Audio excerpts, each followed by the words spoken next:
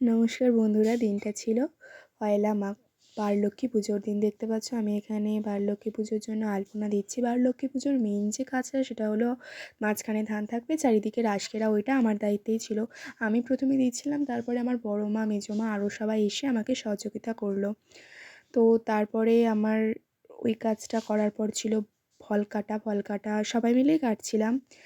এই যে সন্ধ্যেবেলা একটু বাড়িতে পিঠে খেতে এসেছিলাম, তারপরে আবার মন্দিরে যাই, পুজো হচ্ছিলো, এখানে সবাই বসে আছে দেখতে পাচ্ছ।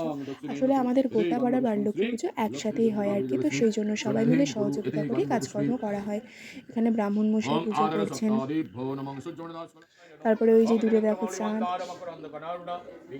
আর ওখানে দুর্গা মন্দিরে সবাই বসে আছে। আর আমার পুচকুটা আমার ভাইজি প্রচুর বদমাইশি হচ্ছিলো, সে ওখানে থাকবে না, তাকে চারিদিকে ছেড়ে দিতে হবে, সে মজা করবে। আর এখানে ব্রাহ্মণ মশাই আরতি করছে, তারপরে লাস্টে পিঠে খেয়ে দিনটা শেষ।